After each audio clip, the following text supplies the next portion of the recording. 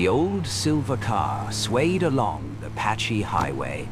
The driver, Elliot Granger, a young reporter from Chicago, leaned back in his seat, gripping the steering wheel tightly.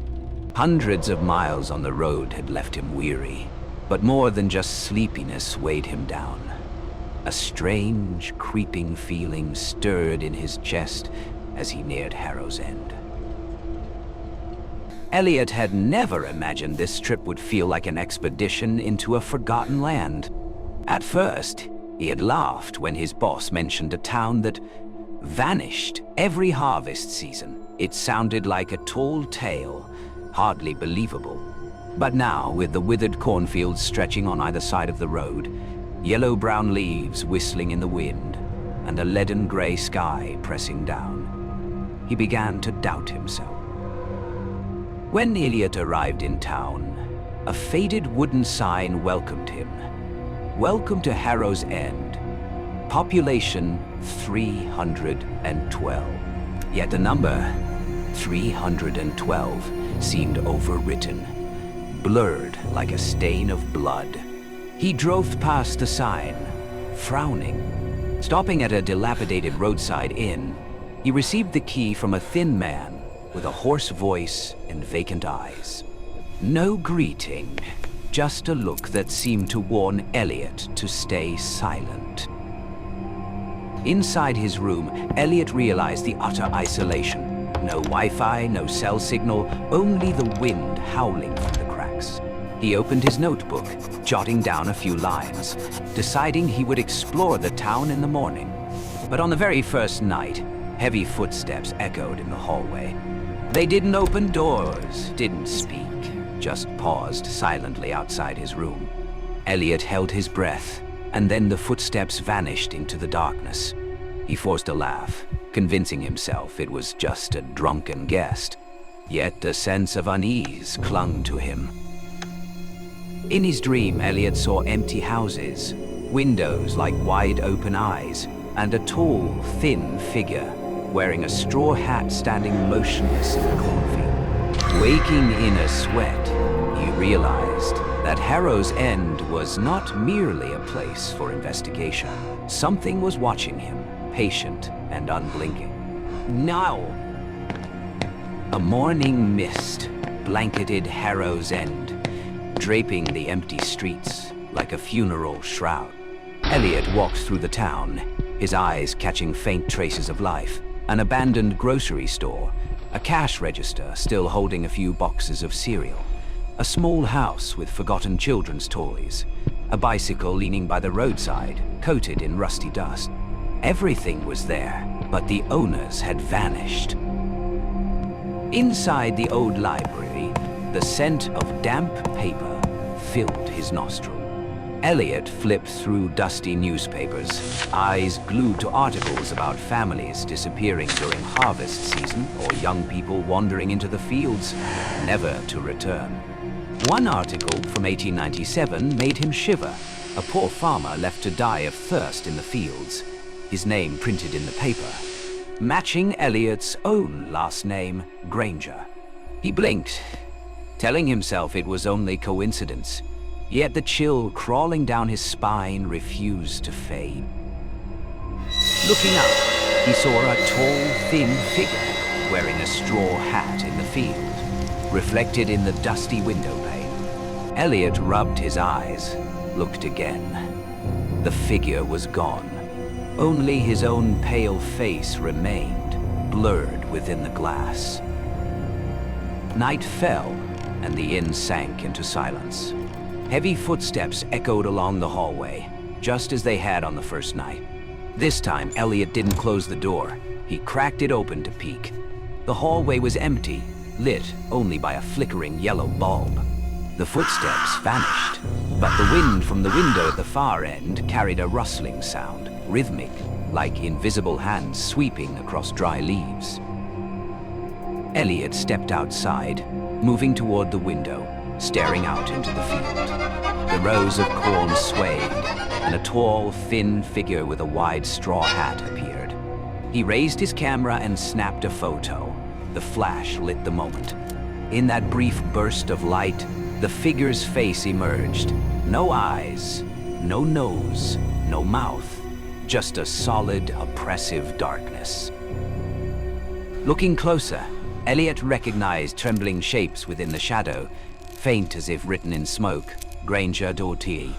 His heart froze. The whole town, the harvest season, the family curse. It seemed to have recognized him. No. The second day in Harrow's End began with a thin layer of mist shrouding the town, blurring the empty streets. Elliot stepped out of the inn, a hollow feeling wrapping around him like a heavy cloak. No one was in sight, yet everything bore traces of life. Slightly open windows, scattered children's toys, dusty bicycles resting by the roadside.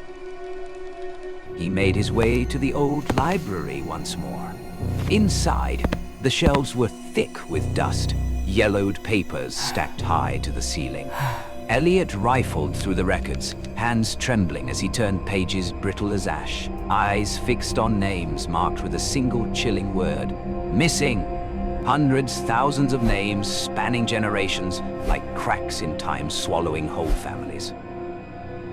Elliot paused over an old 1897 newspaper article. A poor farmer had died in the harvest fields, mouth still clinging to dry earth, eyes wide open, and the man's surname matched his own, Granger. A shiver ran down Elliot's spine. Past and present seemed to merge, as if these pages had been waiting for him to open them. When he looked back toward the window, his eyes caught a faint figure in the field. Tall, thin, wearing a wide-brimmed straw hat, standing motionless among the rows of corn. He held his breath. The figure vanished the moment he rubbed his eyes, yet the feeling of being watched remained, heavy and oppressive. That night, the inn sank into thick silence.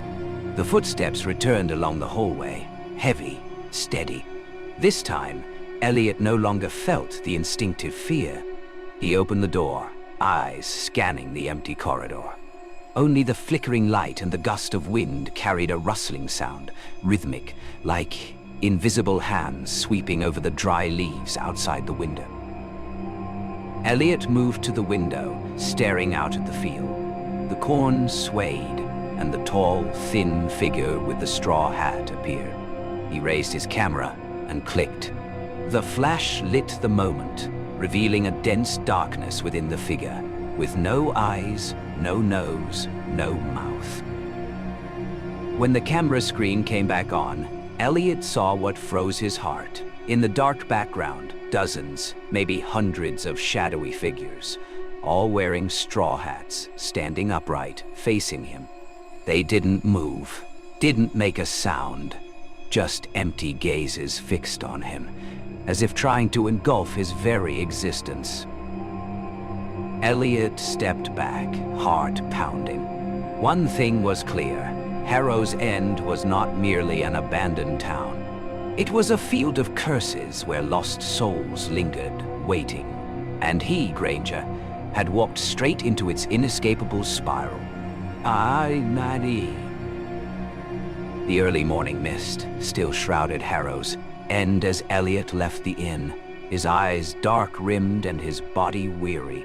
He gripped his notebook and pen like the only lifeline he had, walking toward the old town hall, a low building with crumbling brick walls, moss-covered roof tiles, and wooden doors creaking as he pushed them open. Inside, dust hung thick in the air, sunlight filtering through grimy window panes. File shelves were stacked high, many books nearly rotted away. Elliot groped through them like a man seeking lost memories, hands trembling as he turned each brittle page. A 19th century land registry book made him freeze. One name stood out: Nathaniel Granger, the owner of a large tract of land in Harrow's End in 1897. A note beside it read, "Sold to associates, disappeared with family." Elliot read it over and over, heart hammering. Nathaniel, his distant ancestor, the man who had helped seize a betrayed farmer's land, sowing the seed of the curse. Another record, a local court transcript, stated, "Granger and Associates deny responsibility," beneath which, scrawled faintly in ink, were the chilling words, "Blood debt must be paid, harvest season after harvest season." Elliot's whole body shook. He realized that his family name was not just connected to the curse, it was its root. The town, the family, the harvest, everything seemed to be waiting for him. Suddenly, the room felt smaller. The air thickened, heavy and suffocating. When he looked up, dry handprints appeared on the walls, dozens, hundreds, layered, all pointing toward where he sat. Faint, yet freshly imprinted, as if hundreds of invisible entities had pressed close from all sides. Elliot leapt up, tripping over a bookshelf. A stack of files fell, papers scattering into the air. Among them, he spotted an old photograph, the Granger family at the turn of the century. The man in the center was Nathaniel, tall and dark-eyed. Beside him, a boy of about 10, his face eerily like Elio's, eyes wide as if staring through the lens directly into the future. He let the photo drop, yet the sense of being watched lingered. Even with eyes closed, he could see those gazes piercing through space and time, a reminder that the curse was not merely a thing of the past. Stepping outside, Elliot drew a deep breath. The town lay silent, like a graveyard. Yet deep down, he understood. From now on, he was no longer an observer. He had become part of a century-old chain of cursed blood. And the straw-hatted figure, the harvest man, had noticed. Far across the field, the figure appeared. This time, Elliot no longer saw him as a stranger. In the shadowy outline, it reflected a part of himself. A cold reminder that past and present, the Granger family and the curse, were now inseparably entwined with Elliot's life. No. The third night in Harrow's End did not arrive with a familiar whistle of wind, but with a heavy silence, like a blanket pulled tightly over one's head. Elliot lay in bed, eyes wide open, listening to the darkness. No cars passed, no insects chirped, not even the faint rustle of the cornfields. Everything was still. The town seemed to have stopped breathing. Elliot dozed fitfully, tension coiling in his body, and the dream came. He found himself standing in the endless field, moonlight glinting off the dry corn stalks, turning them into shimmering blades. In the distance, a figure approached, Harvest Man. Slow, deliberate, the scythe in his hand cutting through the darkness. With each step he took, the rows of corn behind him silently collapsed, as if harvested clean. Elliot tried to turn and run, but his feet were rooted to the ground, heavy as stone.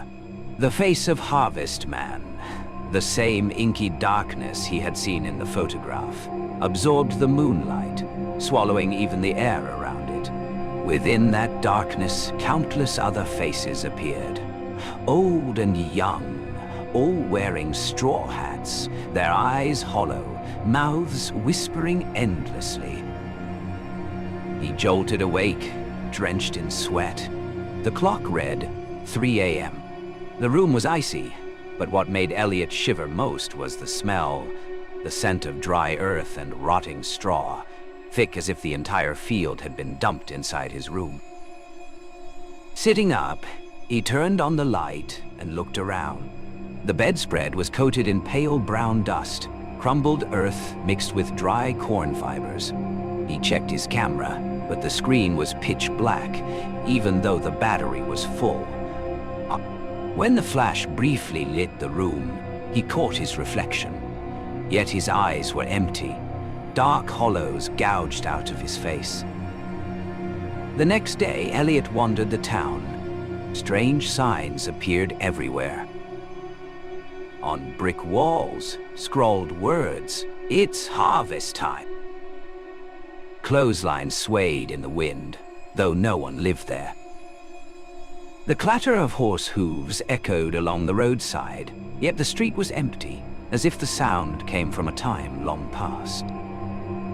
That evening, returning to the inn, the clerk remained silent, eyes vacant as he handed over the key. Elliot noticed his hands trembling slightly, as if holding something unbearably heavy. Sleep was impossible. Sitting by the window, gazing at the misty fields, Elliot saw the harvestman appear, motionless. Around him, dozens of other figures rose from the earth, silently turning toward him. No movement, no sound. Only hollow gazes, dense as if the entire field had become a pair of enormous eyes. Elliot sank deep into the chair, heart frozen. The curse was no longer just a story he had been told. It had spoken his name, and it would not stop until the Granger family debt was repaid or another heir was pulled into the endless nightmare. Oh, aye. The next morning, Elliot left the inn in a half-awake haze. The sky was gray, the dim light too weak to illuminate the empty streets clearly. He walked toward the old town hall, a low building with crumbling brick walls, moss-covered roof tiles, and wooden doors that creaked as he pushed them open.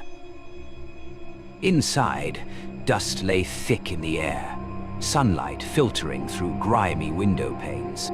Filer shelves were stacked high, many books nearly rotted away. Elliot groped through them like a man searching for his own memories, hands trembling as he turned pages brittle as ash. A 19th century land registry book made him freeze. One name stood out clearly: Nathaniel Granger, the owner of a large tract of land in Harrow's End in 1897. A note beside it read, "Sold to associates, disappeared with family." Elliot read it again and again, heart pounding. Nathaniel, his distant ancestor, the man who had helped seize a betrayed farmer's land, sowing the seed of the curse. He opened another file, a local court transcript, the handwriting shaky. Granger and associates deny responsibility. Below, another scrawl in faded ink. Blood debt must be paid. Harvest season after harvest season. Elliot collapsed into a dusty wooden chair, body trembling. He realized clearly, the Granger family was not merely linked to the curse, they were its root. The town had decayed along the cracks left by their ancestors. Suddenly, the room seemed to shrink. The air thickened, heavy and suffocating. When he looked up, dozens, even hundreds of dry handprints appeared on the walls, layered one atop the other, all pointing toward where he sat. Faint, yet unmistakably fresh, as if an invisible crowd had pressed close from all directions. Elliot leapt up, falling against a bookshelf. Files scattered across the floor. Among the papers, he spotted an old photograph. The Granger family from the turn of the century. The man standing in the center was Nathaniel, dark-eyed. Beside him, a boy of about 10, face strikingly similar to Elio's, eyes wide, staring through the lens as if looking straight into the future. He let the photo drop, yet the sense of being watched lingered. Even with eyes closed, he could see those gazes, piercing through space and time, reminding him that the curse was not merely a thing of the past. Stepping outside the building, Elliot drew a deep breath. The town lay silent, like a graveyard. Yet deep inside he knew, from now on, he was no longer an observer. He had become a link in the chain of cursed blood spanning over a century. Far across the field, the straw-hatted figure appeared again. This time, Elliot recognized him no longer as a stranger. Within the shadowy outline, he reflected a part of Elliot himself. A chilling reminder that past and present, the curse and the family, were now entwined with his life. Nelitant. Udaro. The final night of the harvest descended on Harrow's End.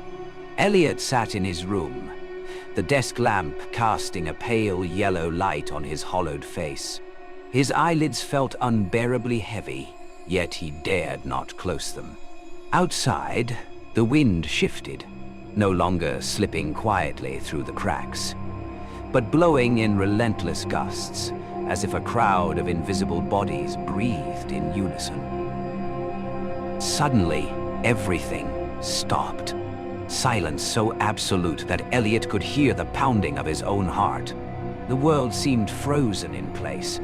He stood and stepped into the hallway.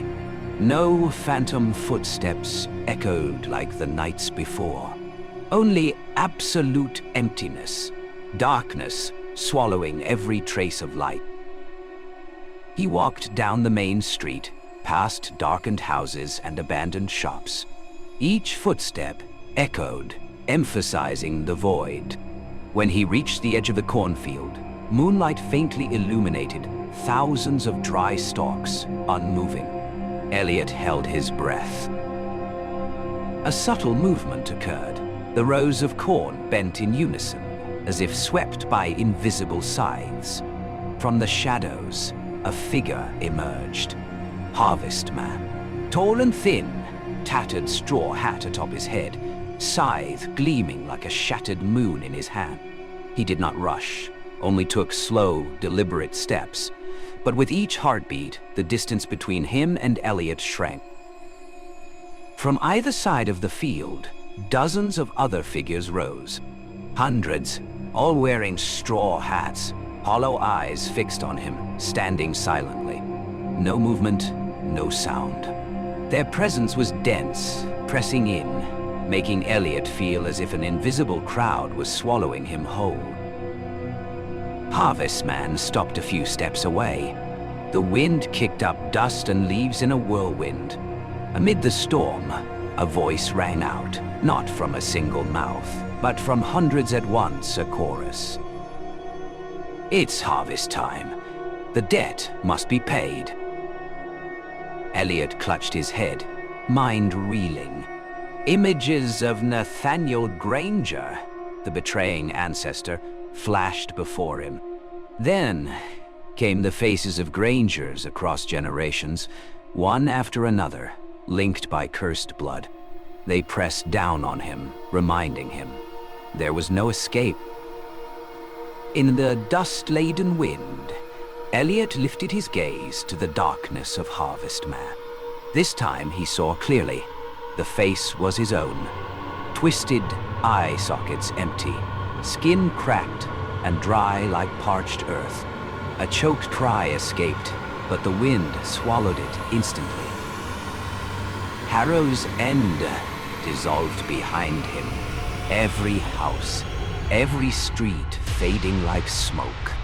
Only the field remained, the wind and the endless shadows. Elliot sensed one undeniable truth. The curse had recognized its successor. He was no longer an observer. He had become part of the eternal harvest, bound to Granger blood, whether he wanted it or not. The gray sky hung heavy. The wind whispered, and the field murmured again, waiting for the next season. Ah, what I...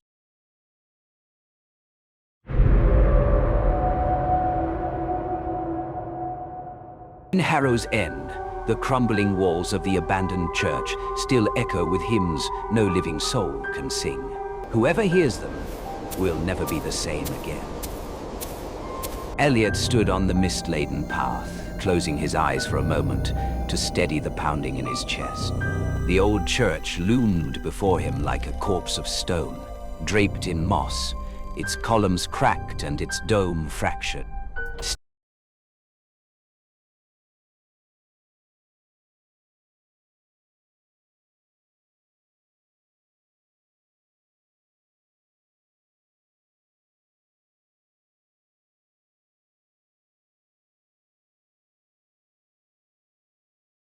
in time with him.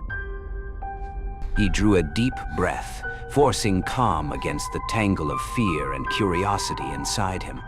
What he sought wasn't merely crumbling walls or forgotten history, but the story of the choir burned alive, voices that once stirred every heart in town, still echoing somewhere in the dark.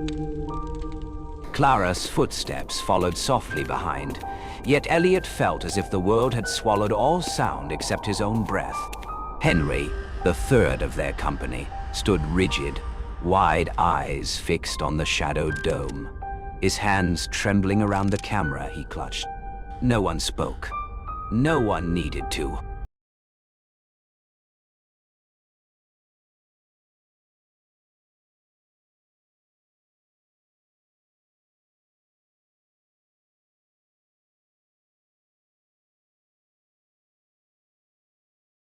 Yet seeping straight into their minds.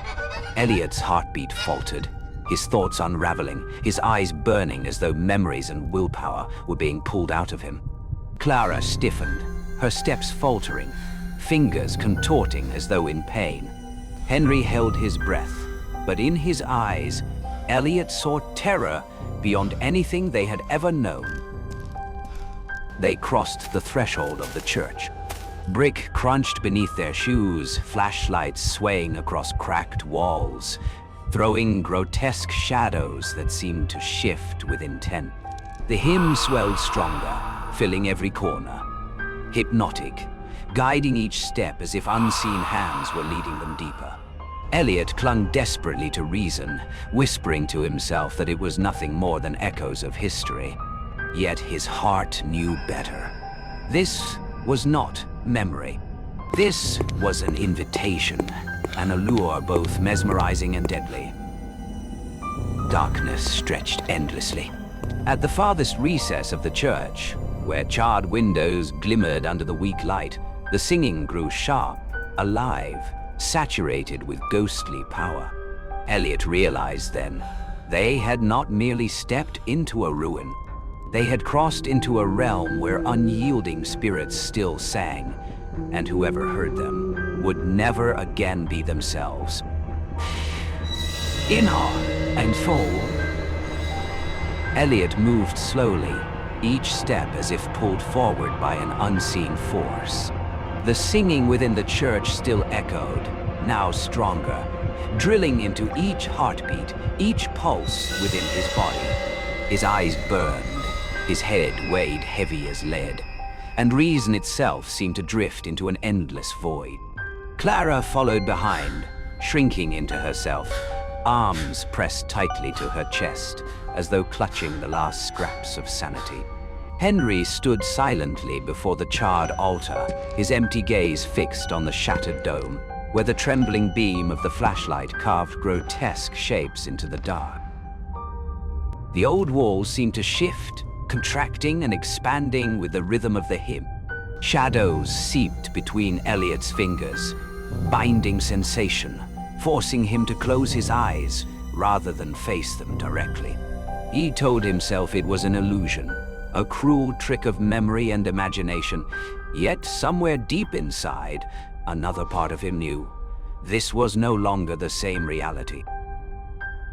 The hymn, sometimes soft as breath, sometimes roaring like a storm sweeping through broken pews, had become a hypnotic rhythm.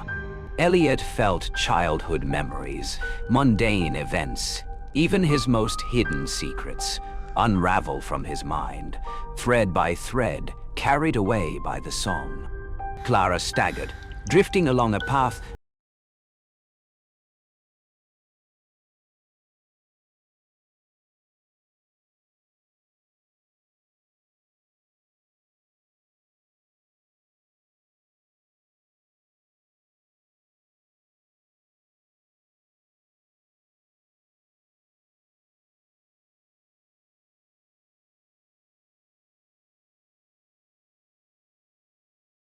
The church was no longer a church.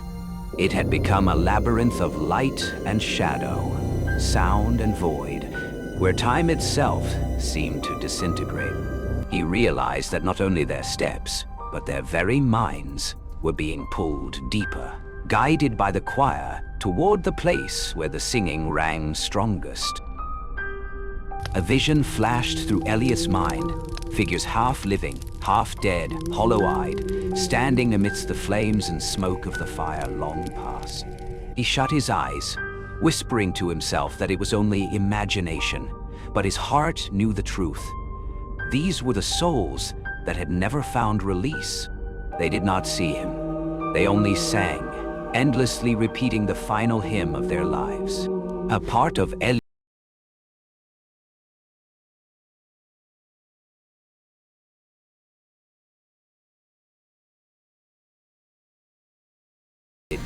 crouching low to touch the scorched tiles with trembling hands. She murmured something Elliot could not catch, but her voice carried the weight of resignation. They were under a spell, and escape was nearly impossible. Henry stood beside her, his eyes vacant. No words left, only the sound of his heart torn apart by the choir's rhythm. Now the hymn filled the entire church, no longer distant. It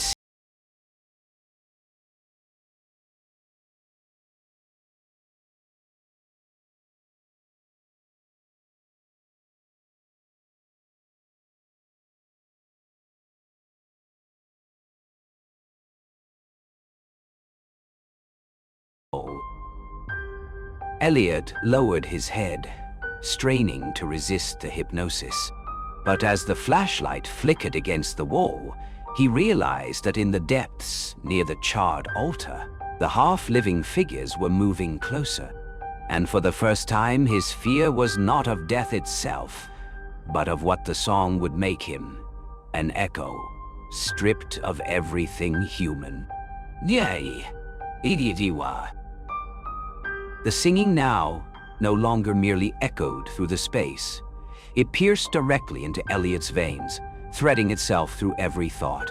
He lowered his head, his shoulders weighed down as if every memory, every belief, every shred of reason was being torn from his mind. Clara stood beside him, silent, her eyes fixed on the darkness ahead. Henry, once their curious companion, was no longer himself.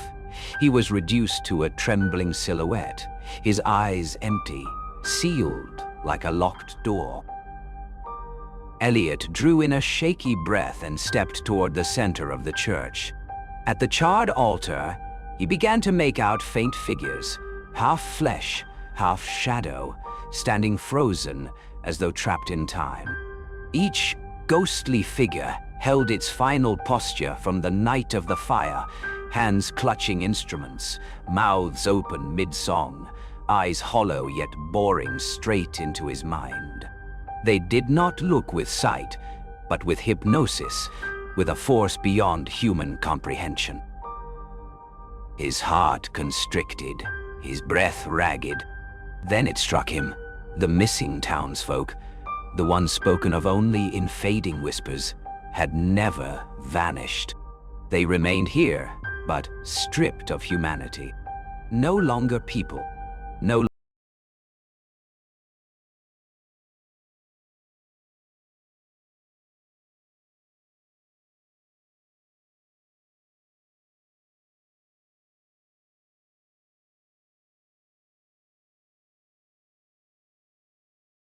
keeps singing. Elliot turned to see her curled in the darkness, clutching her head, yet unable to look away from the apparitions. He understood then. It was the song that bound them here, an eternal choir trapped between life and death. And now, its reach was widening, ensnaring anyone who dared to enter. One step closer, and Elliot heard his own voice woven into the harmony. A melody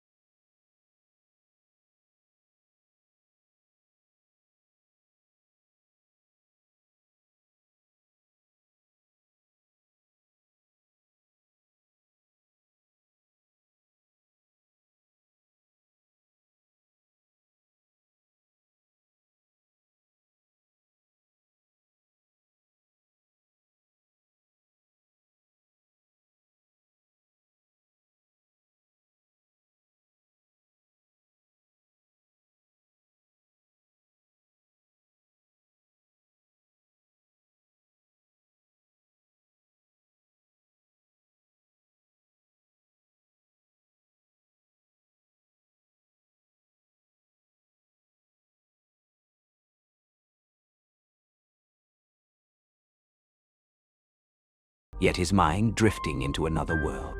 Clara, beside him, moved slowly, her face pale, hands trembling, her wide eyes fixed on the half-living figures closing in.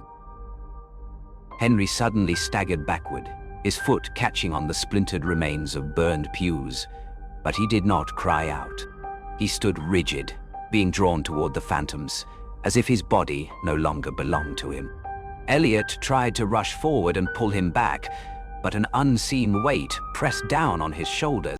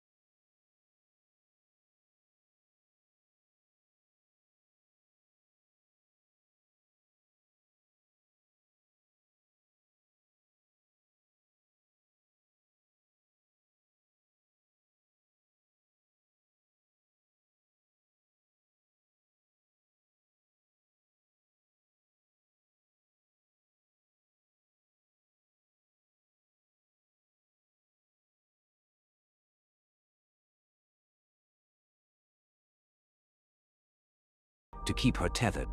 Henry, though, was gone, his body swallowed into the choir, his presence erased.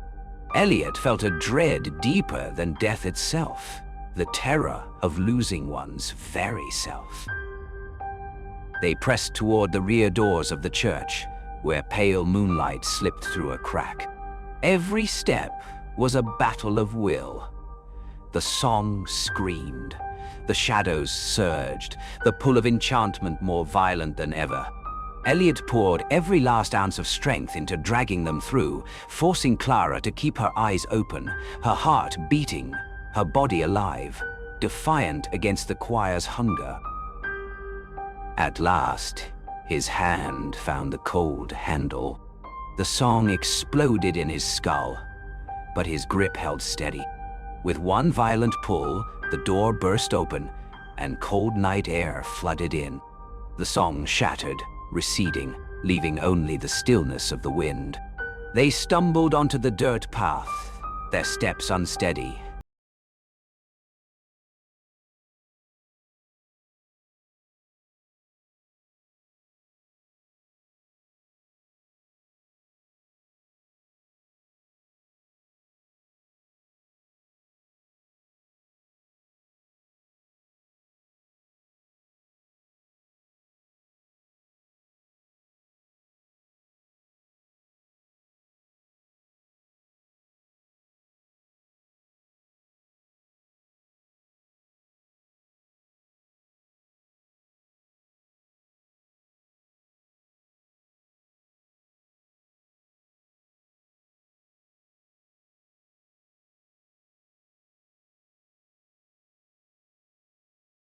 But neither of them felt truly returned.